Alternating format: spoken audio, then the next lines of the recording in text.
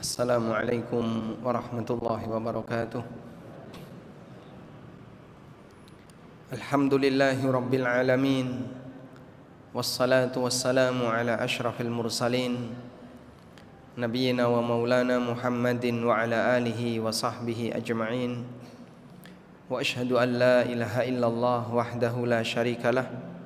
Wa ashhadu anna Muhammadan abduhu wa rasuluh sallallahu alaihi wa ala alihi wa sahbihi wa man tabi'ahum bi ihsanin ila yaumiddin.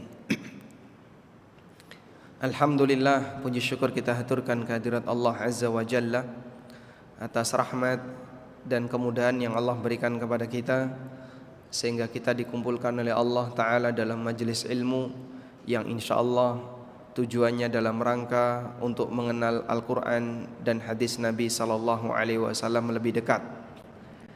Dan kita berharap dengan kegiatan semacam ini semoga bisa mengantarkan untuk menambah iman. Sebagaimana yang kita ketahui bahwa janji Nabi sallallahu alaihi wasallam, orang yang hadir di majelis ilmu Allah akan menurunkan as-sakinah. Nabi sallallahu alaihi wasallam bersabda, "Majtama'a qaumun fi baitin min buyutillah yatluna kitaballah wa yatadarasunahu bainahum illa nazalat alaihimus sakinah." Apabila ada sekelompok orang yang berkumpul di rumah Allah lalu mereka mengkaji ayat-ayat Allah, maka akan turun as-sakinah. Dan dengan as-sakinah iman seorang hamba akan bertambah. Sebagaimana yang Allah firmankan, huwallazi anzalas sakinata fi qulubil mu'minin. Dialah zat yang menurunkan as-sakinah di hati hamba-hamba yang beriman. Sehingga dengan adanya as-sakinah iman seorang hamba akan bertambah. Dan dalam aktivitas ibadah yang kita lakukan, di antara yang perlu kita kejar adalah bertambahnya iman. Sebab kita ini dalam kondisi iman yang lemah. Manusia ketika dia gesekan dengan dunia masyarakat, maka akan melemahkan imannya. Sehingga kita perlu untuk ngecas iman, nambah iman. Sebagaimana layaknya baterai, ketika dipakai akan turun, maka perlu untuk dicas ulang. Nah, ngecas iman salah satunya adalah melalui majelis ilmu. Sebab di majelis ilmu turun as-sakinah. Dan dengan as-sakinah iman seorang hamba akan naik. Huwallazi anzalas sakinata fi qulubil mu'minin liyazdadu imanan ma'a imanihim. Dialah zat yang menurunkan as-sakinah di hati hamba-hambanya yang beriman, agar mereka semakin bertambah imannya di samping iman yang mereka miliki. Tayyib. Selanjutnya Bapak Ibu yang dimuliakan Allah, kita akan belajar berkaitan dengan salah satu penyakit yang dialami oleh setiap orang. Apalagi ketika dia berada dalam posisi memegang kebenaran. Penyakit itu yang disebut dengan penyakit futur, yaitu tidak semangat untuk beribadah, tidak semangat untuk belajar, tidak semangat untuk melakukan ketaatan, turun semangat untuk melakukan ketaatan kepada Allah Ta'ala. Demikianlah bentuk penyakit futur. Kita melihat bahwasanya kondisi manusia itu selalu berubah-ubah. Kondisi manusia selalu berubah-ubah. Sebab dalam diri manusia ada potensi baik dan ada potensi buruk. Sebagaimana yang Allah firmankan, fa'alhamaha fujuraha wa taqwaha. Allah ilhamkan pada jiwa manusia fujuraha wa taqwaha, sifat fujur dan sifat takwa. Sehingga pada diri manusia ada potensi baik, ada potensi buruk. Maka manusia dalam kehidupannya selalu mengalami fluktuasi, naik turun, kadang baik, kadang buruk, kadang baik, kadang buruk, terus seperti itu. dari sejak dia dibebani oleh Allah syariat, yaitu ketika balik sampai dia mengakhiri hidupnya. Maka keberadaan orang yang selalu naik turun imannya itu sebuah kondisi yang tidak mungkin bisa dihindari. Oleh karena itu, keadaan naik turunnya iman yang itu merupakan bagian dari kodrat seorang hamba, tidak mungkin bisa kita hindari. Maka yang lebih penting untuk kita pikirkan adalah pada saat iman naik, kita jangan sampai menjadi orang yang kebablasan sehingga gulu, dan ketika iman sedang turun jangan sampai lepas sehingga kita jadi nggak punya kendali. Bagian itulah yang penting untuk kita pikirkan, sehingga futur tidak mungkin dihilangkan. Tapi bagaimana ketika kita futur, kita tetap terjaga sehingga tidak melebihi batas. Ada batas atas, ada batas bawah. Melebihi batas atas disebut gulu. Kemudian turun sampai melebihi batas bawah, maka bisa berbahaya, bahkan sampai pada tingkatan kekufuran, waliyadzubillah. Dan ketika turun sampai melebihi batas bawah disebut jafa. Batas atas, ketika orang melebihi batas atas disebut gulu. Tapi kalau melebihi batas bawah disebut al-jafa. Tayyib. Realita bahwasanya iman itu naik turun disebutkan oleh Nabi SAW dalam hadis yang diriwayatkan oleh Al-Hakim dan At-Tabrani. Rasulullah SAW bersabda, "Innal imana la yakhlaqu fi jawfi ahadikum." Sesungguhnya iman itu bisa pudar dari hati kalian. Iman bisa pudar dari hati kalian. Kama yakhlaqu thawbu, sebagaimana kain bisa pudar. Kita punya kain, makin lama makin bagus atau makin lama makin hilang warna? Warnanya makin pudar, warnanya makin surut. Bahkan tidak hanya warnanya, kadang benangnya hilang satu, hilang dua, sampai akhirnya rusak semua. Rasulullah SAW menceritakan bagaimana realita iman dalam hati seorang hamba. Innal imana la yakhlaqu kama yakhlaqu thawb. Sesungguhnya iman itu bisa pudar sebagaimana kain bisa pudar. Fas'alullaha ayyujaddidal imana fi qulubihim. Karena itu mintalah kepada Allah agar Dia selalu memperbarui iman kita fi qulubikum, di hati kalian. Yang bisa menjaga iman seorang hamba hanya Allah. Dan salah satu di antara upaya yang bisa dilakukan oleh hamba untuk mendapatkan penjagaan iman, berdoa kepada Allah. Maka Nabi SAW menyebutkan realita dan solusi. Innal imana la yakhlaqu kama yakhlaqu thawb. Sesungguhnya iman itu bisa pudar sebagaimana layaknya kain. Itu realita. Lalu kata beliau, fas'alullaha ayyujaddida imanakum. Maka mintalah kepada Allah agar Allah memperbarui iman kalian.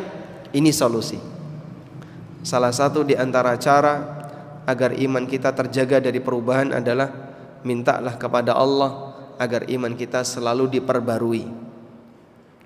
Baik, ini hadis yang pertama yang menyebutkan tentang realita bahwa kondisi manusia itu tidak mungkin selalu datar. Dia akan mengalami fluktuasi, kadang naik, kadang turun. Karena itu ada sebuah ungkapan yang mengatakan, ini bukan hadis ya, ini ungkapan, dawamul hal minal muhal.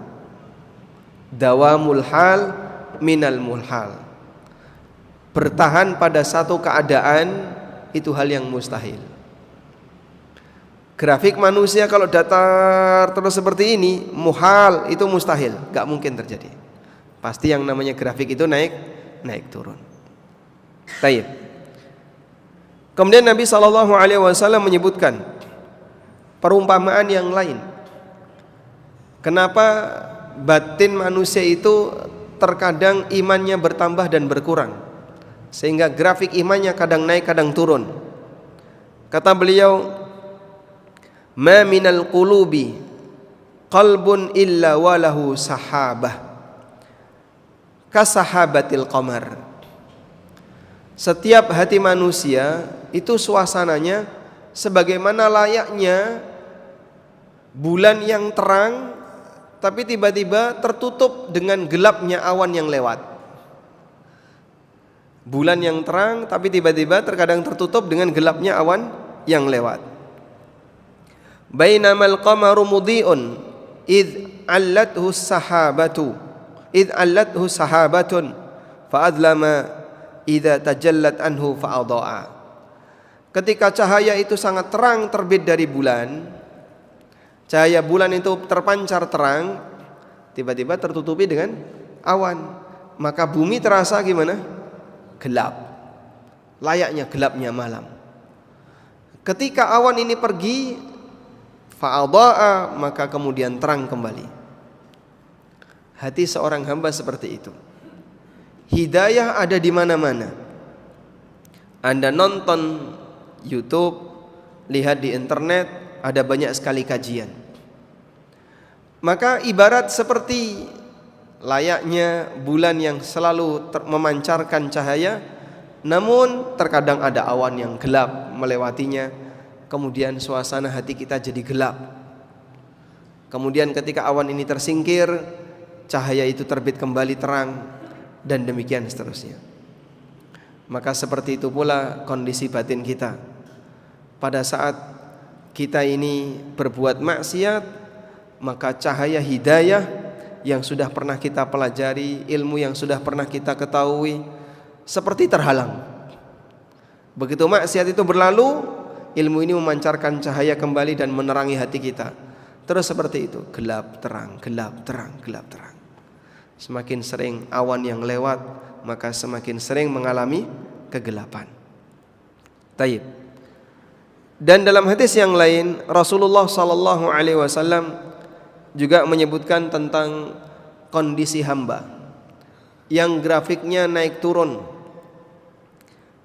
Kata beliau dalam hadis dari Abdullah bin Umar radhiyallahu anhuma, Nabi SAW bersabda, inna likulli amalin syirratan wa likulli syirratin fatratan. Setiap amal itu ada masa rajin, ada masa futur. Setiap amal ada masa rajin, ada masa futur. Terkadang naik, terkadang turun. Faman kanat fatratuhu ila sunnati. Siapa yang ketika dia mengalami futur, dia masih berada di dalam ruangan sunnahku. Siapa yang mengalami futur, dia masih berada di ruangan sunnahku. Artinya tidak melampaui batas bawah. Faqadih tada, maka dia masih bertahan di atas hidayah. Wa man kanat ila ghairi dzalika faqad halaka. Tapi ketika dia futur dan sudah tidak berada di ruang sunnahku, faqad halaka, maka dia binasa. Dia menyimpang, keluar dari hidayah. Hadis riwayat Ahmad, Al-Baihaqi dan yang lainnya. Dan hadis ini dinilai sahih oleh Syekh Albani. Baik. Dari 3 hadis yang tadi kita bacakan, Nabi SAW menjelaskan realita yang dialami oleh manusia. Dan itu hal yang lumrah. Karena yang namanya manusia, dia pasti akan mengalami pasang surut iman.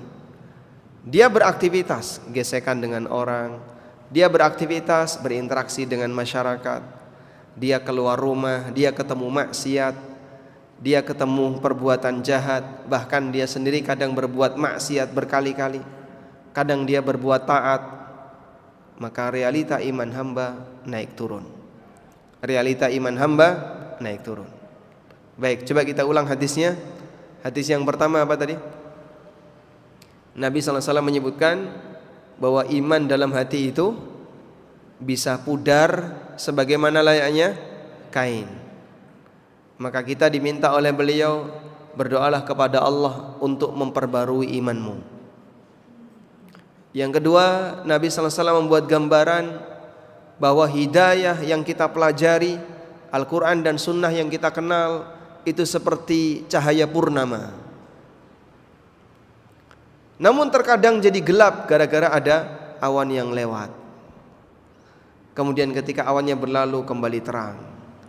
Lalu gelap lagi karena ada awan yang lewat. Kalau terlalu sering mendung, gelap terus. Apa posisi awan ini? Yang menutupi cahaya hidayah, itulah maksiat. Kemudian Nabi SAW memberikan arahan ketika orang mengalami futur. Kalau futur jangan kebablasan. Inna likulli amalin syirratan wa inna likulli syirratin fatratan. Setiap amal itu ada masa rajin, ada masa turun. Ketika masa rajin jangan kebablasan, dan pada waktu turun jangan kebablasan. Faman kanat fatratuhu ila sunnati. Barang siapa yang futurnya itu berada di ruangan sunnahku, faqad ihtada, maka dia masih mendapatkan petunjuk. Wa man kanat fatratuhu ila ghairi dzalik, tapi kalau futurnya keluar dari batas bawah, faqad halaka, maka dia binasa. Hadis riwayat Ahmad dan Baihaqi. Baik. Nah, selanjutnya kita akan mempelajari apa saja penyebab hamba itu mengalami futur. Futur ini bagian dari kekurangan. Dan futur itu bisa kita sebut penyakit batin. Meskipun tidak bisa kita hindari. Sama seperti fisik kita ya, badan kita. Badan kita apakah sehat terus, Pak? Badan kita ini sehat terus atau kadang sakit? Hah? Kadang sakit. Lebih banyak mana, Pak? Sehat atau sakit, Pak? Lebih panjang masa sehatnya daripada sakitnya. Tayyib. Dan yang namanya sakit itu pasti dialami oleh semua orang yang hidup. Begitu ya. Meskipun ada orang yang kadang lebih sering sehat daripada sakit, ada yang lebih sering sakit daripada sehat ya. Didemek watu, mambu apa langsung pilek, dia gampang terkena penyakit. Baik. Realita bahwasanya badan kita pasti terkena sakit. Apakah kemudian kita biarkan sakit? Tidak. Maka orang yang ingin selalu badannya sehat, dia akan berusaha untuk menghindari penyakit. Bagaimana tahap awal untuk menghindari penyakit itu? Dia harus kenali apa saja potensi penyakit, apa saja yang berbahaya bagi badannya, apa saja yang bisa menimbulkan sakit bagi badannya. Dia harus kenali. Karena ketika dia mengenali bagian mana yang sakit atau apa saja yang bisa berbahaya bagi badannya, maka dia akan bisa menghindarinya. Dari situlah kita bisa lihat bahwa para dokter mengkampanyekan penyakit-penyakit. Tujuannya apa? Memperkenalkan kepada masyarakat potensi bahaya berupa penyakit. Awas virus ini, awas hati-hati penyakit ini. Cara penularan, kemudian penyakit ini ada di mana saja, endemi di mana, dan seterusnya. Mengenali penyakit maka akan membuat seseorang bisa lebih mudah untuk menghindari penyakit. Dipahami ya? Baik, kita lanjutkan. Kalau tadi di awal kita menyebutkan bahwasanya futur tidak mungkin bisa dihindari, bukan berarti kita biarkan hati kita, udahlah Pak, futur kan pasti terjadi, biarkan futur aja. Ya jangan kayak gitu. Badanmu pasti sakit, tapi bukan berarti kita biarkan badan kita terkena penyakit. Sehingga kita perlu mengenali apa yang menyebabkan kita sakit, sebagaimana kita perlu mengenali apa yang menyebabkan kita jadi futur. Baik, apa yang menjadi penyebab kita ini futur? Yang pertama, penyebab futur yang terbesar adalah perbuatan maksiat. Penyebab futur yang terbesar adalah perbuatan maksiat. Karena maksiat itu noda bagi batin. Sebagaimana yang digambarkan oleh Nabi sallallahu alaihi wasallam, beliau bersabda, "Idza adnabal 'abdu dzanban." Ketika seorang hamba melakukan perbuatan dosa, nukitat fi qalbihi nuktatun sauda, maka akan dititikkan dalam hatinya noda hitam. Nuktatun sauda, akan dititikkan ke dalam hatinya noda hitam. Noktah itu artinya apa? Nokta merah. Berarti nokta itu artinya apa? Titik. Dalam bahasa Arab nuktah, bahasa Indonesia nokta, karena bahasa kita menyerap dari bahasa Arab. Apabila seorang hamba melakukan perbuatan maksiat, nukitat fi qalbihi, maka akan dititikkan dalam hatinya nuktatun sauda, noda hitam. Fa in taba wastaghfara, kalau dia bertaubat dan minta ampun, sukila qalbuhu, maka hatinya akan dibersihkan. Wa illa zida hatta ta'lu qalbahu, dan kalau dia tidak bertobat, ngulangi lagi perbuatan maksiat, titik itu akan ditambahkan lebih banyak. Hatta ta'lu qalbahu, sampai titik itu menutupi seluruh permukaan hatinya. Sampai titik itu menutupi seluruh permukaan hatinya. Nah, kalau sudah menutupi seluruh permukaan hatinya, kata Nabi sallallahu alaihi wasallam, fadzalikumur ran, itulah ran yang menyebabkan seorang hamba tidak bisa hatinya ditembus oleh hidayah. Sehingga sampai orang berbuat kekufuran, sebabnya adalah karena di hatinya ada ron. Ron tadi apa? Tabir hidayah. Kapan ron itu terbentuk? Ketika hatinya penuh dengan kerak. Dari mana kerak-kerak batin itu? Dari maksiat yang kita lakukan. Satu maksiat jadi satu titik, banyak maksiat titik-titik. Ketika maksiatnya besar, orang ngomong titik, langsung banyak gitu ya. Yang keluar seperti noda yang besar. Semakin besar sebuah perbuatan maksiat, bahkan tingkatan kekufuran, maka keraknya makin besar dan makin tebal.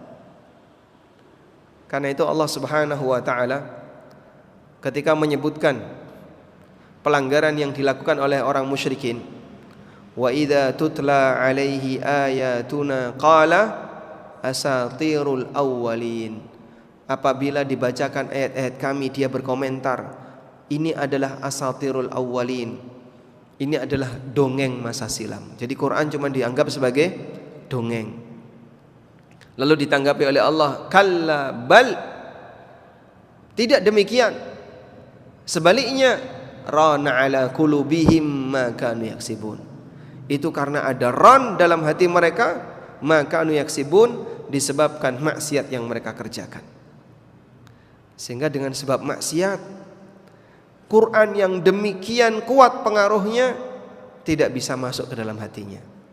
Sebab di hatinya ada apa tadi Pak? Kerak, noda, disebabkan karena maksiat. Baik, saya mau tanya, siapa manusia yang paling pintar ngasih nasihat? Sinten? Nabi Muhammad sallallahu alaihi wasallam. Kitab apa yang paling besar memberikan pengaruh bagi perubahan manusia untuk tobat? Al-Quran. Karena orang jahiliyah yang demikian keras kepala bisa berubah jadi pejuang-pejuang agama setelah mereka dapat Quran. Anda bisa lihat bagaimana kondisi para sahabat. Terjadi perubahan yang luar biasa. Yang sebelumnya mereka adalah orang-orang yang dulu banyak minum khamr, sebagian di antara mereka berzina, sebagian di antara mereka bahkan pernah membunuh orang lain, dan aneka perbuatan maksiat yang lainnya. Mereka keras kepala. Begitu mereka dapat hidayah Islam, jadi apa mereka? jadi pahlawan dalam agama. Padahal sebelumnya adalah orang yang Masya Allah tabiatnya nggak karuan. Namun tabiat yang nggak karuan ini bisa berubah. Karena itu Allah membuat permisalan. Lau anzalna hadzal qur'ana ala jabalin la ra'aitahu khashi'an mutasaddi'a. Andaikan aku turunkan Quran ini ke gunung, maka kau lihat gunung itu akan khusyuk. Gunung itu akan tunduk min khasyatillah, karena takut kepada Allah. Coba Pak dipencet badannya Pak. Apakah hati kita dengan batu gunung lebih keras Pak? Tidak. Fisik manusia tidak lebih keras daripada gunung secara fisik, secara materi. Jika gunung ketika diberi Quran dia bisa tunduk, maka hati manusia seharusnya lebih mudah untuk ditembus hidayah Quran. Tapi nyatanya tidak demikian. Ada sebagian di antara orang yang hatinya tidak bisa ditembus oleh hidayah Quran. Lalu mereka bilang ketika Quran disampaikan, asatirul awwalin, ini cuma dongeng orang masa silam. Maka dibantah oleh Allah, kalla bal, tidak demikian. Justru rana ala qulubihim ma kanu yaksibun. Itu disebabkan karena adanya kerak hati yang menempel di hati mereka, disebabkan karena maksiat yang mereka kerjakan. Nah, Nabi SAW menyebutkan ini. Beliau mengatakan ketika orang melakukan maksiat dititikkan satu noda di hatinya. Ketika banyak maksiat jadi titik-titik sampai menutupi hatinya. Fadzalikumur ran. Itulah ran. Nah, ini penyebab terbesar kenapa seorang hamba itu jadi gampang futur, malas ibadah, malas melakukan ketaatan. Sebabnya apa? Perbuatan dosa dan maksiat. Nah, sebab yang kedua, kenapa orang itu jadi futur? Terlalu banyak bergesekan dengan orang, bergesekan dengan masyarakat. Dalam arti dia terlalu sering berinteraksi. Baik, interaksi dengan makhluk itu menurunkan kualitas iman. Sedangkan interaksi dengan Khalik bisa meningkatkan kualitas iman. Sebab begini ya, ketika kita berinteraksi dengan makhluk pasti akan terjadi gesekan. Kalau sudah terjadi gesekan, jadinya apa? Panas. Panas inilah yang menimbulkan hati ini jadi lemah. Kadang nyelekit, ngomong karo koncone tiba-tiba kok loro hati. Kegawamu mulai sampai rumah itu masih dibawa. Terus cerita sama pasangannya, sama suaminya atau sama istrinya. Akhirnya bojone malu loro hati, ketularan, ikut sakit hati. Nah, ketika dia ikut sakit hati, podo panase, akhirnya marah padu suami istri. Terus ketika padu, efeknya ke anak. Engkau anaknya jadi stres, pendidikan anak jadi tidak bagus dan seterusnya. Efeknya banyak.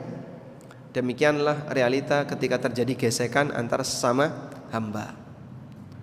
Makanya Bapak Ibu, terkadang kita perlu belajar untuk pinter menjaga rahasia masalah. Sebenarnya saya punya masalah, tapi saya nggak mau cerita. Karena orang yang menerima cerita masalah saya itu cuma dua. Satu, teman dekat. Dua, orang yang benci sama saya.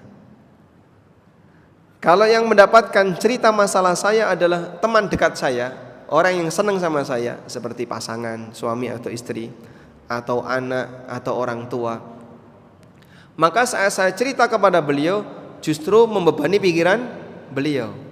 Betul nggak? Betul kayak gitu Pak? Mohon maaf ya, kadang ada sebagian anak punya masalah keluarga, dia nggak mau cerita ke orang tuanya. Takutnya apa? Saya nggak pingin bapak saya kepikiran. Saya nggak pingin ibu saya kepikiran. Karena anak sayang sama orang tuanya. Sehingga ketika anaknya ini sayang sama orang tuanya, maka si anak ini tidak ingin cerita masalahnya ke orang tuanya. Baik. Maka ketika ada orang senang share masalah dia ke teman dekatnya, berarti itu menunjukkan dia nggak senang sama temannya. Gimana? Biar kamu ikut sedih seperti saya. Coba buat seperti ini dalam aktivitas kita, sehingga ketika Anda mau cerita, coba bayangkan di depan Anda ini yang menerima cerita ini siapa? Orang yang senang sama Anda ataukah orang yang benci sama Anda? Kalau yang menerima cerita adalah orang yang benci sama Anda, begitu dia menerima cerita, batinnya itu ngomong, syukur kapok kowe. Rasakno saiki kowe kaya ngene. Begitu ya. Sehingga dia akan berkomentar meskipun di dalam hati. Maka orang yang sedang menyampaikan masalah kepada orang lain akan menghadapi dua kondisi itu. Oleh karena itu jamaah, terkadang kita tidak harus cerita masalah kita kepada orang lain, tapi mengadulah kepada Allah. Allah ajarkan di surat Yusuf ketika Allah menceritakan tentang Nabi Yakub. Nabi Yakub itu sedih ketika kehilangan Yusuf dan kehilangan Benyamin, dua putra yang beliau cintai. Beliau mengatakan, innama ashku bathi wa huzni ilallah. Sesungguhnya aku mengadukan masalahku dan kesedihanku hanya kepada Allah. Gambarannya kayak gini Pak, dikhianati orang lain dengan dikhianati keluarga, luwih lara sing pundi? Lebih sakit keluarga. Kenapa? Orang terdekat kita ketika berkhianat rasanya luwih sakit daripada orang jauh yang berkhianat. Sehingga kalau yang mengkhianati kita adalah pasangan hidup kita, suami kita atau istri kita, luwih lara ati timbangannya yang mengkhianati adalah Pak RT atau Pak RW atau Pak Lurah. Walaupun kita juga merasa sakit hati. Wah ini Pak RT-nya berkhianat, tak titipi duit ora tekan gone misalnya. Misalnya lara ati mboten? Lara ati. Tapi lebih sakit hati lagi ketika yang mengkhianati adalah keluarga kita. Apa yang bisa Anda bayangkan ketika Nabi Yakub dikhianati oleh anaknya sendiri? Maka beliau sangat sedih. Kehilangan anak yang dicintai disebabkan karena makar yang dilakukan oleh anaknya sendiri. Tapi beliau mengadukan kesedihan itu kepada Allah Ta'ala. Innama ashku bathi wa huzni ilallah. Sesungguhnya aku mengadukan kesedihanku hanya kepada Allah. Tayyib. Dan ketika seorang hamba mengadukan kesedihannya kepada Allah, muncul rasa tawakal.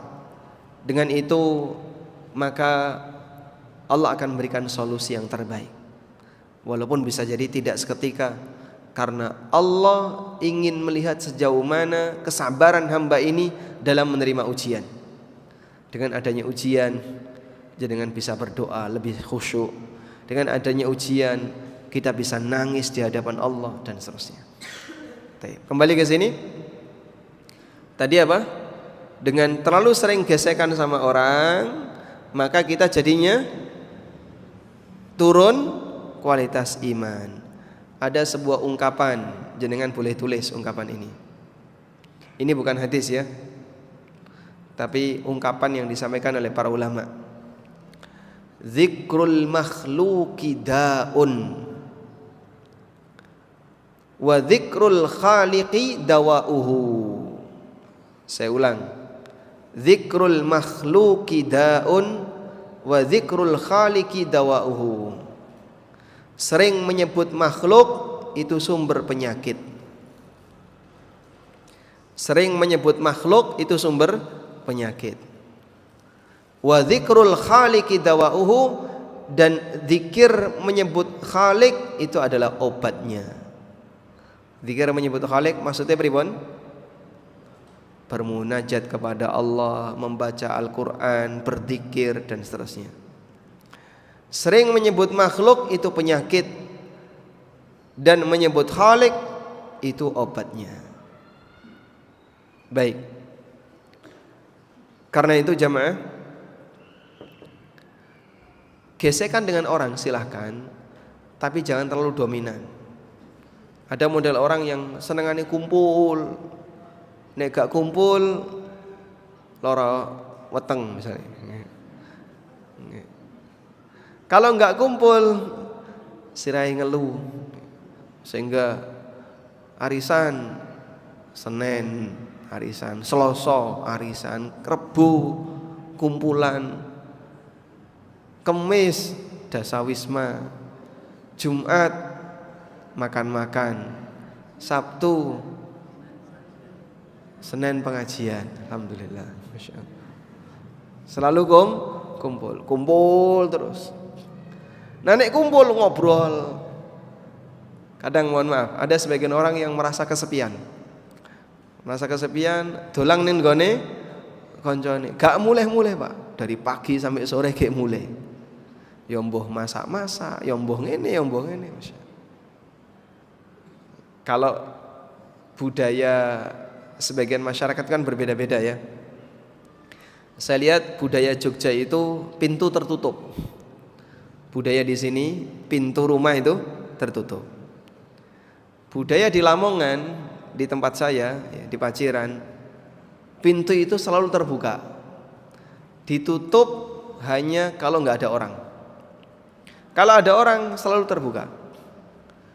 Jadi kalau saya di sana, pintu tak tutup itu ya di sana nih. Kok ditutup toh? Wono wong ning jero kok ditutup.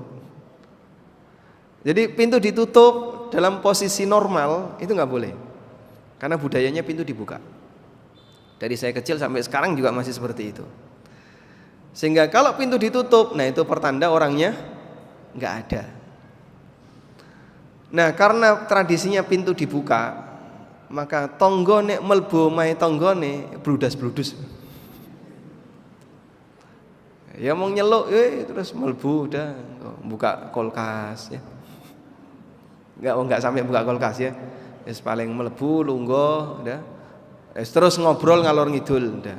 Umumnya seperti itu. Tonggone golek kanca tonggone karo petan gitu ya. Terus grenengi tonggone liyane. Seperti itu. Karena bagi dia nek dhewean ning omah kok ngelangut kesepian, lunga ning omahe tonggone terus ngobrol lama. Nanti kurang lebih 2 jam baru pulang. Demikianlah contoh orang yang terlalu sering berinteraksi, dia merasa kesepian kalau nggak kumpul sama teman. Namun dalam Islam justru seperti ini kalau bisa dikurangi. Kita butuh me time. Me time-nya untuk apa? Untuk zikir, untuk baca Quran, untuk ibadah. Terlalu sering berinteraksi seperti ini, Anda kekurangan waktu pribadi. Saat kekurangan waktu pribadi, akhirnya kesempatan baca Qur'annya nggak ada, kesempatan untuk belajar jadi kurang, kesempatan untuk zikirnya jadi hilang. Akhirnya ibadahnya jadi turun, karena terlalu banyak kumpul sama orang.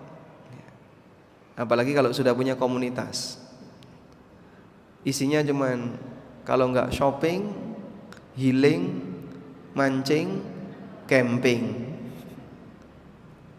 Isinya cuma itu aja Pak. Mohon maaf ya, ada beberapa komunitas pengajian. Pengajiannya lho Pak sejam. Lebih dari sejam ustadznya diingatkan, mohon maaf Pak Ustadz, waktu sudah habis. Tapi selesai kajian, orang langsung bubar. Ngapain? Hari ini kita kemana? Hari ini kita kemana? Terus iuran, makan-makan di sini, nanti gantian makan-makan di sini, gantian traktir. Jenengan nggih ngoten niku? Mboten? Mboten salah napa pripun? Mboten benten. Baik. Jadinya disebabkan dia terlalu sering gesekan dengan orang, kumpul-kumpul dengan orang, me time-nya kurang. Me time itu apa sih, Pak? Kadang kan ada sebagian ibu-ibu yang bilang, saya butuh me time. Ya sudah, nggak diganggu sama suaminya, nggak diganggu sama anak-anaknya. Terus kemana? Keloyongan. Podo wae. Katanya me time, tapi malah kemana gitu, terus jalan-jalan sama temennya. Ini bukan me time. Kamu cuman beralih saja dari yang sebelumnya bersama suami, sekarang bersama teman. Suaminya juga gitu, saya butuh me time. Dari yang sebelumnya sama istrinya pindah ke teman-temannya. Sama saja. Me time itu ketika Anda bermunajat, itulah me time. Waktu pribadi. Lalu Anda bersama Sang Pencipta, baca Quran, berzikir, fokus untuk ibadah, itulah me time. Nah, Nabi SAW mensuasanakan ini saat iktikaf. Makanya ketika beliau iktikaf, beliau masuk ke mana? Masuk ke mana? Ke tenda di dalam masjid. Jadi di masjid itu dikasih tabir. Dikasih tabir banyak sekali. Sehingga beliau begitu selesai sholat jamaah, beliau masuk ke dalam bilik itu, tabir itu, dan tidak berinteraksi dengan siapapun. Gak ada tanya jawab, gak ada tausiah, gak ada pengajian, fokus ibadah. Khusus kapan? Ketika iktikaf. Sebab selama 11 bulan isinya berinteraksi dengan orang, bergesekan dengan orang. Maka di Ramadan 10 terakhir difokuskan untuk itu. Inilah yang bisa membuat hati seorang hamba imannya bertambah. Tapi kalau terlalu banyak gesekan, kadang cekakaan, guyonan dan seterusnya, ya memang seneng Pak. Cuman jadinya apa? Imannya turun. Saat pandemi kemarin, Pak, orang kerasa bosan nggak, Pak? Suasana pandemi kemarin, komentar bosan banyak nggak? Bosan di rumah terus, nggak boleh keluar, mau jalan-jalan nggak boleh, semuanya pada ditutup. Sehingga dia merasa bosan ketika bertahan di rumahnya. Ketemu temannya nggak mau ditemui karena takut ketularan. Akhirnya semuanya social distancing, terus membatasi diri. Itu bosan orang. Itu bukti bahasanya manusia punya kecenderungan sering kumpul sama orang lain. Tapi justru itu bisa melemahkan iman. Baik. Ada seorang ulama ahli hadis namanya Abdullah bin Mubarak. Beliau itu jarang keluar rumah. Keluar rumah ya nek pas sholat jamaah, atau pas ngisi pengajian, atau pas ada kebutuhan baru keluar rumah. Maka ditanya sama tetangganya, sama teman-temannya, ala tastauhish, napa jenengan enggak kesepian? Kok bendina omong ning jero omah ora tau metu? Apa enggak kesepian? Lalu jawab Abdullah bin Mubarak, wa kaifa astauhish wa ana ma ashabin Nabi sallallahu alaihi wasallam. Bagaimana saya merasa kesepian sementara aku ditemani oleh para sahabat Nabi sallallahu alaihi wasallam? Kok bisa, Pak? Padahal Abdullah bin Mubarak hidup jauh setelah zaman Nabi, tidak pernah ketemu dengan para sahabat Nabi sallallahu alaihi wasallam. Beliau generasi tabi'in, hidup di abad kedua Hijriah, sekitar tahun 100-an ke atas. Tapi kenapa beliau bisa mengatakan aku tidak kesepian karena aku ditemani oleh para sahabat Nabi sallallahu alaihi wasallam? Maksudnya adalah karena ketika beliau di dalam rumah, beliau baca hadis. Saat beliau baca hadis dari Abu Hurairah, dari Jabir bin Abdullah, dari Ibnu Umar, dari Aisyah, dari Anas bin Malik, Abu Sa'id Al-Khudri, itu seolah-olah beliau sedang ditemani oleh banyak sahabat. Itulah kehidupan ulama. Sehingga bagi ulama, sendirian itu justru hobi mereka. Dan mereka butuh banyak waktu me time, sehingga dengan itu mereka bisa banyak mengkaji ilmu. Masya Allah. Coba kita buat diri kita seperti itu Pak ya. Jadi bapak-bapak, ibu-ibu, me time-nya dengan belajar membaca buku. Anda tidak akan merasa kesepian. Kenapa? Saya ditemani dengan banyak tokoh sejarah di buku yang saya baca. Masya Allah. Seolah-olah kita menyelami. Saya seperti di depan saya itu ada penasehat. Saya baca bukunya Ibnul Qayyim Pak. Di depan saya itu seperti ada Ibnul Qayyim yang sedang bicara sama saya. Di depan saya seperti ada Ibnu Taimiyah. Di depan saya seperti ada An-Nawawi. Di depan saya seperti ada sahabat, ada ini. Jadi dia belajar itu seperti merasakan sedang dapat nasihat dari penulis yang mengarang buku itu. Kalau bisa demikian, kita insya Allah bisa menikmati kesendirian bersama buku dan ilmu. Ini bisa lebih menjaga stabilitas iman. Tapi kalau senengannya dolan, ya, kumpul, ayo rujaan. Barujaan ganti satenan. Terus ganti apa lagi? Isinya cuman masak-masak sambil keliling di tempat yang lain. Baik, itu bisa berbahaya. Yang ketiga, yang menjadi penyebab futurnya seorang hamba adalah ketika dia terlalu banyak menyia-nyiakan waktunya untuk hal yang tidak bermanfaat. Semangat itu jadi turun gara-gara sering nyekrol, scroll gitu kan. Itu jadinya Arab mau Quran ras itu. A'udzubillahi minasyaitonirrajim. Sopi. Terus buka. Baru baca ta'awud. Terus ada notifikasi. Ceding. Terus buka ke situ. Nah, kalau sudah buka ke situ terus gimana, Pak? Scroll terus. Wih, ini kok barangnya apik murah. Masukkan keranjang belanja. Scroll lagi. Apik murah ya. Masukkan keranjang belanja lagi. Terus kayak gitu ya.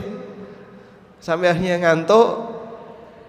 Arab maca Quran rasido terus merem. Nggih, seperti itu rata-rata. Sehingga scroll itulah yang bisa menyebabkan semangat kita yang tadinya punya rencana mau baca Quran jadi hilang. Scroll malah jadi hilang semangatnya untuk berbuat baik. Dan banyak orang yang punya rencana berbuat baik jadi tertunda disebabkan karena membuang-buang waktu untuk hal yang sia-sia. Orang dulu ketika punya rencana, sesuk aku arep apa? Iso-iso wis gasik ya.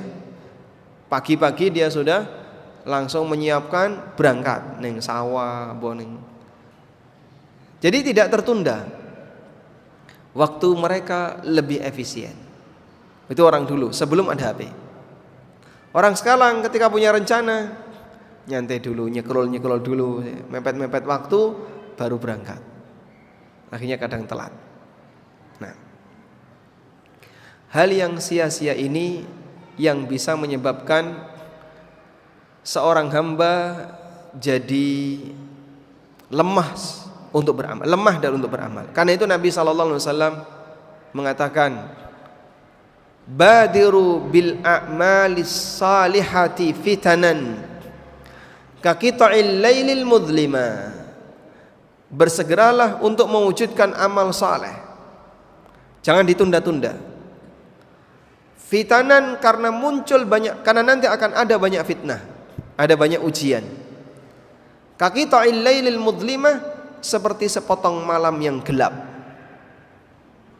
Seperti sepotong malam yang gelap. Sehingga Rasulullah SAW ingatkan, bersegeralah untuk melakukan amal sebelum muncul banyak halangan. Yang halangan itu ibarat seperti sepotong malam yang gelap. Nanti jadi membuat kita nggak tahu arah. Aku mau arep apa ya? Akhirnya rasido. Saya tadi mau ngapain ya? Terus nggak jadi. Padahal dia sebenarnya sudah punya rencana untuk melakukan amal A, amal B, amal C. Tapi karena ditunda-tunda, engko se, akhirnya ora sida. Ketika nanti akhirnya nggak jadi. Disebabkan karena dia terlalu menunda amal. Karena itu ketika orang punya keinginan untuk berbuat ketaatan, segera lakukan. Sebab nanti itu lebih berat daripada sekarang. Dan ketika sudah ada semangat, segera kerjakan. Karena menunda akan ada banyak rintangan di hadapan. Nah, selanjutnya yang keberapa? Keempat.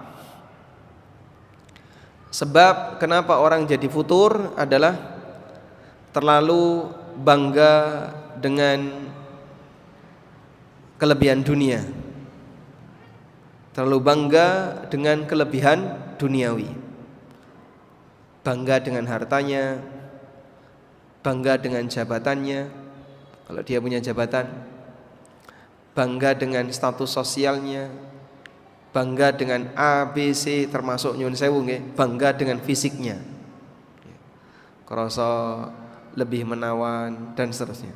Semua kebanggaan duniawi ini menyebabkan orang itu tidak punya kebanggaan terhadap agama. Karena geser, maka dia lebih merawat kebanggaan. Kebanggaan itu dirawat nggak, Pak? Kebanggaan itu dirawat nggak? Dirawat. Dia akan jaga. Karena ini yang dia banggakan, dia rawat, dia jaga, jangan sampai hilang. Maka orang yang bangga, dia akan merawat apa yang menjadi kebanggaannya. Bangga dengan klub sepak bola, dia akan berusaha untuk merawatnya. Jangan sampai klubnya bubar, jangan sampai klubnya hilang. Dan seluruh kebanggaan kurang lebih seperti itu. Karena itu ketika orang terlalu bangga terhadap dunia, maka nanti dia akan tinggalkan kebanggaan terhadap agama. Akhirnya dia lebih sibuk merawat kebanggaan duniawi, lalu melupakan agamanya, sehingga tidak merawat agamanya. Maka begini, ketika kebanggaannya itu hilang atau berkurang, dia terasa sedih, pikirannya terfokus ke sana. Sampai ketika dia misalnya sholatnya jadi malas-malesan, puasanya jadi malas, ibadahnya jadi malas-malasan, dia nggak baca Quran dan seterusnya, karena kepikiran tadi. Contoh sederhana, Pak ya. Wong niku nek seneng karo sapi, misalnya.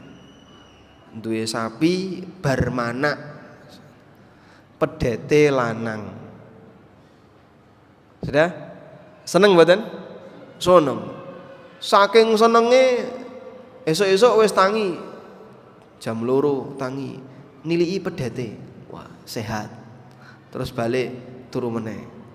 Jam 3 tangi, nilii. Oh, ora ana apa-apa, ora dicolong wong. Balik turu meneh. Subuh dia berangkat ke masjid, selesai sholat cepat-cepat mulai.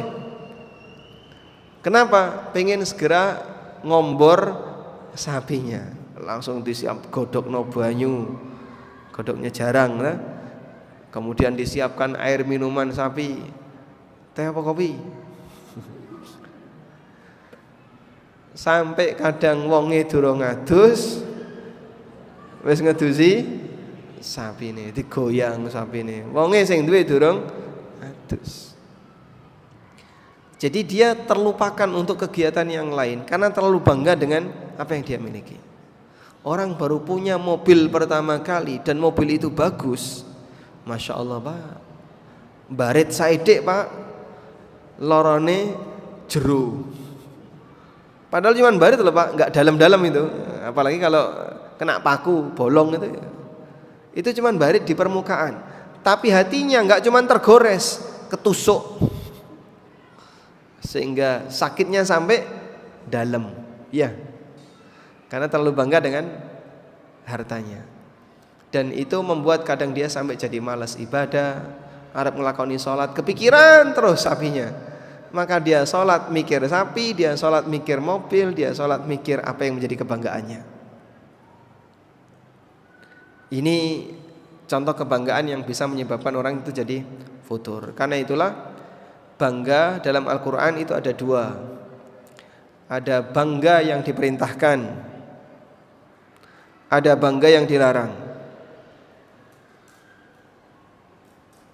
Contoh bangga yang diperintahkan Allah sebutkan di surat Yunus ayat 58. Qul bi fadlillahi.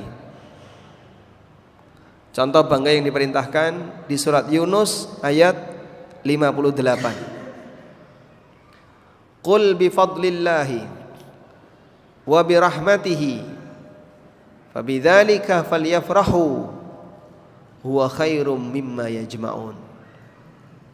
Katakanlah wahai Muhammad, dengan karunia dan rahmat dari Allah banggakan oleh kalian. Itu lebih baik daripada apa yang kalian kumpulkan. Itu lebih baik daripada apa yang mereka kumpulkan. Dan yang dimaksud karunia dan rahmat Allah di sini adalah agama, hidayah untuk memeluk Islam, memiliki agama yang baik dan seterusnya. Tayyib. Kebanggaan ini bahkan sampai bisa mengantarkan orang kepada ujung hidupnya. Apakah dia husnul khatimah ataukah sebaliknya su'ul khatimah? Itu karena pengaruh kebanggaan. Tayyib. Sedikit cerita ketika ulama membandingkan antara Abu Thalib dengan Salman. Abu Thalib niku sinten? Paman Nabi SAW. Jadi secara nasab dekat enggak?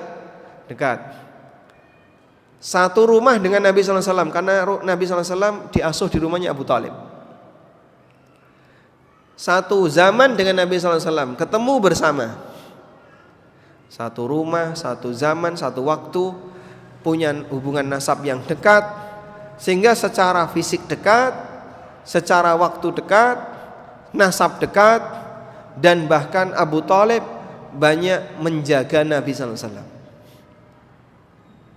Tapi Abu Thalib gak dapat hidayah.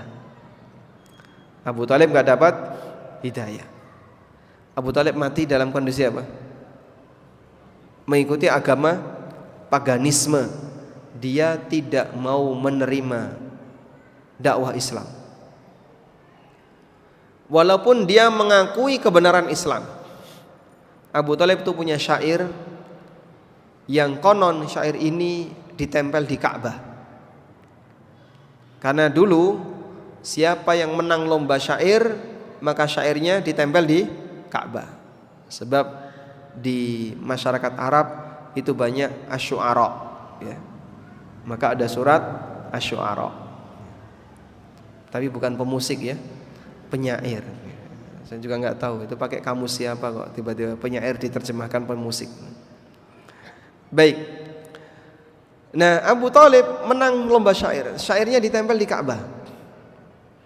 Salah satu di antara bait syairnya Abu Thalib, dia mengatakan, laqad ra'aitu anna dina Muhammadin min khairi adyanil bariyati dinan laula makhafata masabbatin la ra'aitani samhan bidzalika mubina. Aku sadar bahwa agama Muhammad adalah agama terbaik di muka bumi ini. Andai kan tidak karena takut dicela, maka kau akan melihatku samhan bidzalika mubina, terang-terangan dengan sukarela menerima agama itu. Tapi Abu Thalib takut dia apa? Dicela. Sebab ketika dia mau mengikuti Nabi SAW, nanti khawatir dianggap telah menodai agama nenek moyang. Dan Abu Thalib sangat bangga dengan nasabnya. Maka ketika ditanya, man anta? Ana Abu Thalib al-Qurashi. Saya adalah Abu Thalib dari suku Quraisy. Ibnu man anta? Kamu putra siapa? Ana ibnu Abdul Muttalib. Aku adalah anak dari Abdul Muttalib. Dan Abdul Muthalib tokoh Quraisy. Di mana kamu tinggal? Saya tinggal di tanah suci Mekah.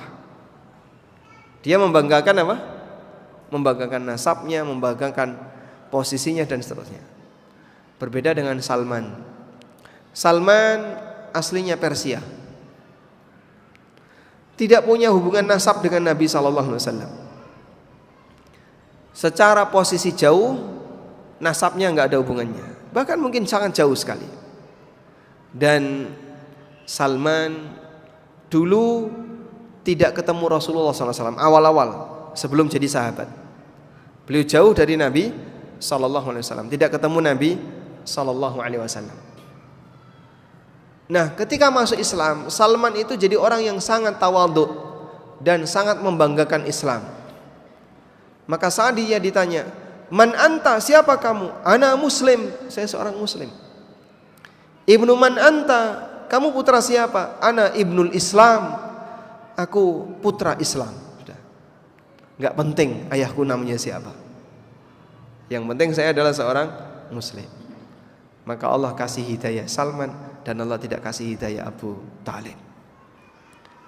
Sehingga kebanggaan terhadap sesuatu itu bisa menyebabkan seorang hamba dijauhkan dari hidayah. Karena kebanggaan itu menyita kebanggaan terhadap agama, sehingga dengan demikian Allah Subhanahu wa taala tidak memberikan hidayah baginya. Wallahu alam. Baik, mungkin demikian yang bisa kita sampaikan sebagai pengantar, semoga bermanfaat. Wassallallahu ala nabiyyina Muhammadin wa ala alihi wa sahbihi wasallam.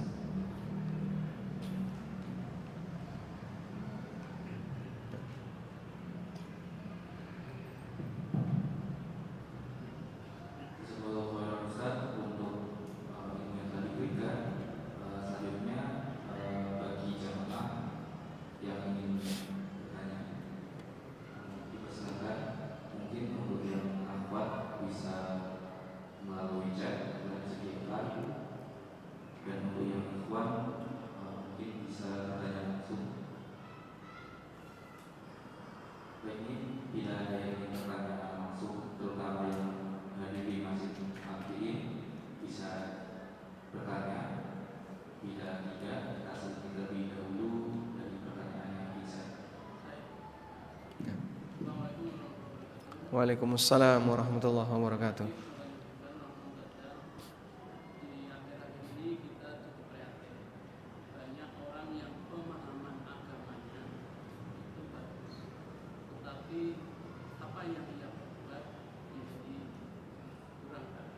Perbuatannya kurang bagus. Pemahaman agamanya bagus, perbuatannya kurang bagus. Bisa kasih contoh, Pak, bentuk perbuatan yang kurang bagus itu? Oh, politikus. Mereka yang bermain di dunia politik. Baik. Sisi kekurangannya di mana? Apa yang dia katakan tidak sesuai dengan apa yang dia kerjakan. Kayaknya ini terjadi sepanjang zaman dulu, Pak. Namanya model orang yang terlibat dalam dunia politik pasti ya seperti itu. Kata orang, tidak ada kawan abadi dan tidak ada lawan abadi. Kawan jadi lawan, lawan jadi kawan. Cuman syahwat manusia di dunia politik masih sangat besar. Sebab potensi kekayaan di sana sangat besar. Jauh lebih basah daripada jadi pengusaha. Ada salah satu pengusaha yang bilang, kita kalau mengawali bisnis itu perjalanannya panjang. Sebenarnya ada satu cara untuk jadi sukses secara instan. Gampang sekali. Ikut partai. Karena kalau orang mengawali bisnis dari bawah pelan-pelan ya, sampai akhirnya bisnis itu berkembang, itu kan butuh proses yang lama. Tapi kalau kemudian orang ikut partai, kemudian nebeng dengan partai yang besar, terutama yang punya peluang menang, nanti pasti akan kecipratan. Nah, kalau sudah kecipratan, kadang mendapatkan nilai yang besar, sukses secara instan. Itulah syahwat kenapa orang selalu bertahan di dunia politik. Cuman begini ya, kita menghadapi sebuah zaman di mana realita kehidupan politiknya seperti itu. Lalu apa yang harus kita lakukan? Nah, jika ada orang yang berbuat salah, syariat mengajarkan, kau ingatkan, man ra'a minkum mungkaran falyughayyir. Kalau kau melihat adanya kemungkaran, maka ubahlah kemungkaran itu. Tapi ketika tidak mungkin bagi kita untuk mengubah kemungkaran itu, minimal adalah kamu jangan ikut-ikutan di kemungkaran itu, minimal. Oleh karena itu dalam hal ini, ketika kita tidak punya peluang untuk memberikan perubahan, melakukan perubahan terhadap situasi yang ada di dunia mereka, ya minimal kita jangan ikut-ikutan seperti mereka. Satu. Kemudian yang kedua, kalaupun ada hak kita yang belum tertunaikan, katanya mau dikasih ini, mau dikasih ini, mau dikasih ini, nyatanya nggak ada, sehingga hak kita belum tertunaikan, maka kita minta kepada Allah, ya Allah, si fulan dulu menjanjikan ini, tapi dia nggak pernah ngasih. Aku minta kepadamu ya Allah, nanti semoga Allah yang ngasih. Kemudian yang ketiga, barangkali ya kita tidak perlu ikut-ikutan rame dengan misalnya ikut gerenengi mereka yang bermain di dunia politik, karena bisa jadi justru nambah dosa. Jadinya kan kita ikut berdosa gara-gara apa? Ghibah mereka yang main di dunia politik. Ya sudahlah, amankan diri masing-masing. Toh paling ketika mereka terpilih, kita mau berharap apa juga bisa jadi sangat tidak bisa terwujud. Maka paling tidak ya kita amankan diri kita. Wallahu a'lam.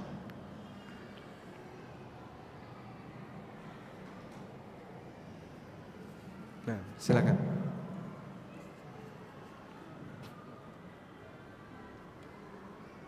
Baik, pertanyaan dari Ahmad. Bismillah Ustaz, bagaimana jika foto itu terjadi bukan karena maksiat yang kita lakukan, tapi karena ujian yang Allah berikan? Misal ujian sakit yang Allah berikan. Terkadang membuat foto karena untuk bisa bangun pun butuh usaha yang lebih. Jadi terkadang kalau lagi semangat sekali beramal soleh, tapi ketika penyakit kambuh rasanya tiba-tiba tidak semangat. Mohon bicaranya Ustaz. Ketika kita dalam posisi futur disebabkan karena sakit sehingga turun semangat, apa yang harus kita lakukan? Memang yang namanya ibadah itu ada dua. Ada ibadah fisik, ada ibadah batin. Dan ibadah batin ini nilainya besar. Bentuk ibadah batin salah satunya adalah ridha dengan takdir Allah. Saat Anda mengalami sakit, lalu Anda sabar dan ridha dengan takdir Allah, itu jadi ibadah.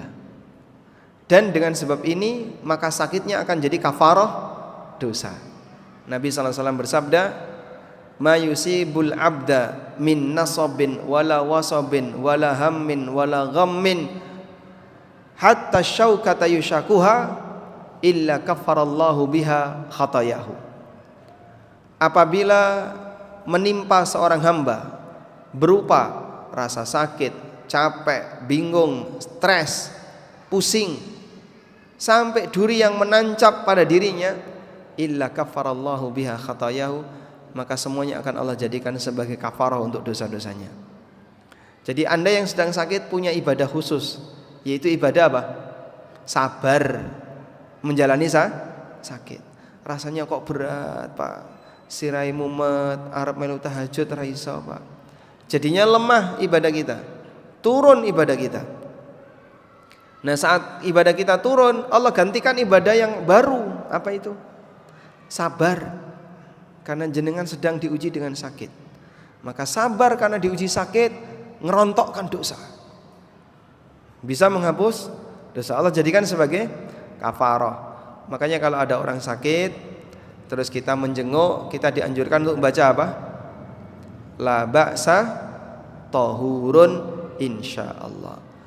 Gak usah dipikirkan, sakitnya nggak usah terlalu dalam dipikirkan. Tahurun insya Allah, semoga ini menjadi pembersih dosa insya Allah. Jadi kita doakan sakitnya itu jadi pembersih dosa. Wallahu a'lam.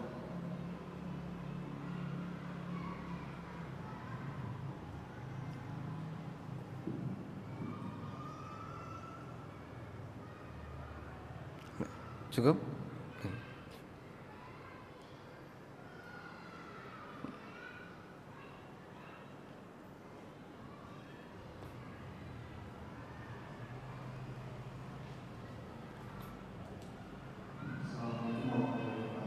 Waalaikumsalam warahmatullahi wabarakatuh.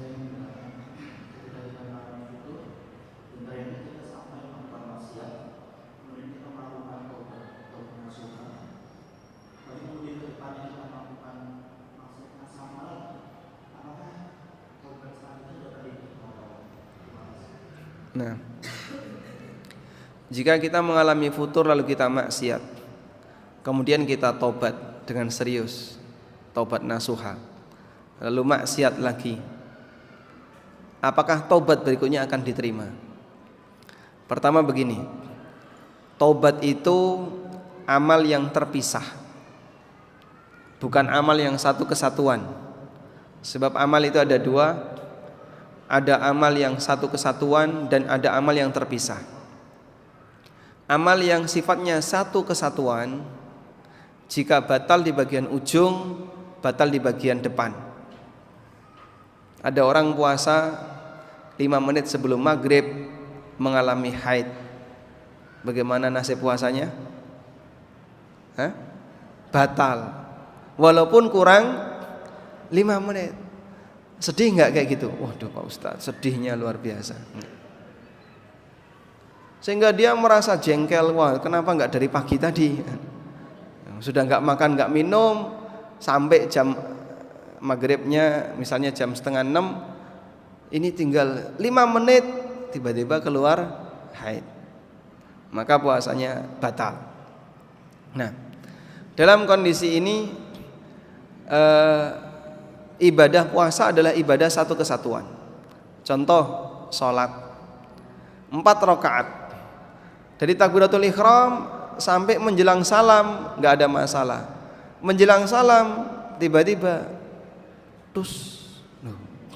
menjelang salam ya, padahal wis diempet-empet Pak, ditahan-tahan kok tiba-tiba ngentut. Gimana nasib sholatnya? Batal. Walaupun dari awal sampai menjelang salam nggak ada masalah, karena ini ibadah satu kesatuan. Kemudian ada ibadah yang sifatnya terpisah, ya tajazza. Untuk ibadah yang sifatnya terpisah, maka penilaiannya terpisah. Sehingga misalnya ibadah pertama ikhlas, diterima oleh Allah. Ibadah yang kedua tidak ikhlas. Apakah ibadah yang kedua ini membatalkan yang pertama? Membatalkan pertama tidak? Tidak. Contoh, dia baca Quran di waktu pagi, ikhlas. Terus dia baca Quran lagi di siang hari, tapi riya, tidak ikhlas. Apakah bacaan Quran dia yang kedua ini membatalkan yang pertama? Tidak. Orang yang tobat juga seperti itu. Dia tobat A, terus setelah itu berbuat dosa A lagi. Lalu dia tobat A lagi, terus setelah itu berbuat dosa A lagi. Sehingga dia dosa tobat berkali-kali seperti itu. Apakah tobat yang kedua ataukah dosa yang kedua membatalkan tobat pertama? Tidak. Sehingga tobat yang pertama kalau serius, ikhlas, diterima oleh Allah. Lalu kalau dia berbuat maksiat lagi, mengulang maksiat yang sama, ini tidak membatalkan tobat yang pertama. Demikianlah karakter manusia. Meskipun ini bukan pembenar bagi kita untuk berbuat maksiat, tapi ini sedang menjelaskan bahwa posisi maksiat yang kedua tidak membatalkan tobat yang pertama. Wallahu a'lam.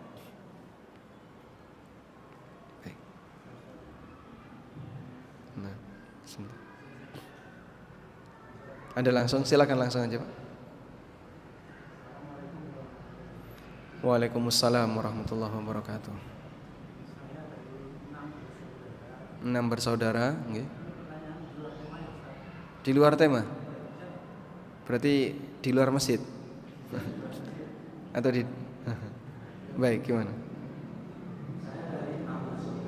Nggih.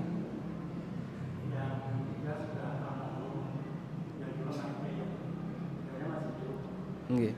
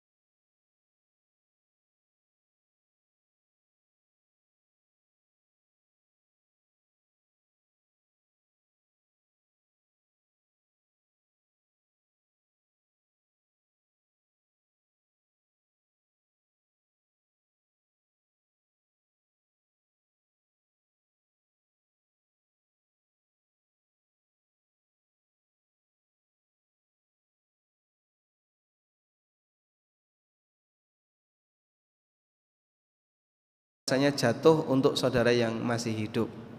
Berarti tinggal 3 ya. 3 yang masih hidup itu lakinya berapa? Laki 2, putri 1. Maka nanti total warisannya dibagi 5. Nanti untuk yang laki-laki dapat 2, yang perempuan dapat 1. Bagi 5, nggih. Pak, kasihan dengan ponaan-ponaan dari saudara yang sudah meninggal. Padahal mereka ya harap-harap. Nah, kalau seperti itu boleh dikasih tapi bukan sebagai warisan, namun dikasih sebagai hibah dari saudaranya yang hidup. Monggo sing urip-urip yang dapat warisan tadi ngasih ke ponaan-ponaannya. Ini jatah tapi tak kasih hibah dan bukan warisan. Nah, penjawab. Karena laki-laki kan 2. Laki-laki 2, laki-laki 1, laki-laki dapat 2. 2 kali 2 pinten? 4. Yang perempuan dapat 1. Perempuannya 1 dapat 1. 2 tambah 2 tambah 1. Yang almarhum, yang sudah meninggal nggak dapat. Tapi nanti boleh dikasih dari yang dapat warisan tadi, ngasih hibah ke ponaan. Karena warisan tidak dikasihkan ke orang yang sudah mati. Orang yang sudah mati kan di kuburan. Mbah kula badhe ngeterke warisan kangge jenengan kan. Siapa yang mau nerima nggih? Monggo. Selanjutnya. Waalaikumsalam warahmatullahi wabarakatuh.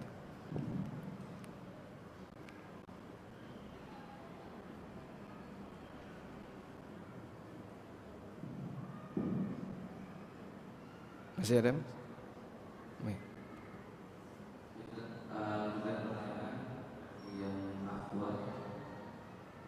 Apakah lupa sholat ba'da isya tapi melaksanakan sholat tahajud dan witir, apakah sholat tahajudnya diterima? Apakah apa tadi? Lupa sholat isya. Lupa.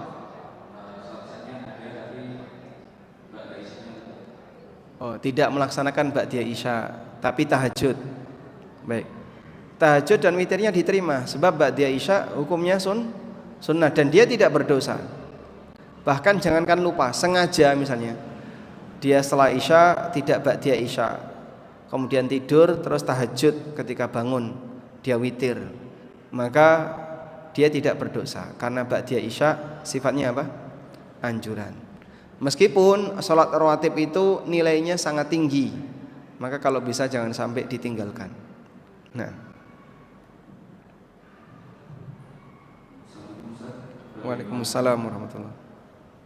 Bagaimana cara menegur ibu tanpa membuatnya marah atau tersinggung karena masalah perkara agama di mana sudah banyak yang melenceng? mungkin ibu bisa diajak kajian ya. Jadi nanti ibu pas dengan ngaji, ayo monggo nderek. Nah, terus di situ Anda sampaikan pertanyaan ke Ustadz melalui kertas, kan nggak ada identitas ya. Nah, saat dibaca, dibahas, mungkin ibu tersinggung, tapi nggak mungkin dia marah sama Ustadz. Alhamdulillah. Sehingga dia tidak marah sama Ustadz dan dia tidak marah sama Anda. Insya Allah dengan demikian nasihat sampai tanpa menimbulkan kemarahan. Meskipun bisa jadi ya loro hati dan seterusnya tersentuh. Karena demikianlah yang namanya nasihat. Nasihat itu sampai ke hati. Nah, sampai ke hati itu bisa marakno loro hati, iso marakno tersentuh hatinya dan seterusnya. Itu berarti nasihat yang sampai ke hati. Tapi kalau isinya mau guyon tok, nah itu nggak sampai ke hati. Cuman guyon-guyu kecekakaan, tapi tidak ada yang tersimpan dalam batin. Nah, selanjutnya. Assalamualaikum Ustaz. Waalaikumsalam warahmatullahi. Bagaimana cara membalikan niat yang baik yang telah terbuang karena menunda keinginan berbuat ketaatan. Mungkin maksudnya dia punya niat baik untuk berbuat ketaatan, tapi karena ditunda jadi niat baiknya hilang. Gimana cara membalikannya? Nah, kalau sudah kembali sadar ya segera diulangi lagi. Yang kemarin ditarik kan tidak bisa. Jadi kalau ada orang yang punya niat baik terus ditunda sampai niat itu hilang, kemudian sadar ya segera balik niat kembali. Misalnya pengen umroh terus ditunda, dipakai ini dulu duitnya, dipakai ini habis. Nah, terus dia dapat duit lagi. Kemudian dia ingat niat umroh dulu. Gimana caranya ya mengembalikan niat yang dulu? Wes rasa dibaleni, niat baru lagi aja. Saya mau niat umroh, baik, ada dananya? Ada, gak usah ditunda lagi, nanti batal lagi. Kurang lebih seperti itu.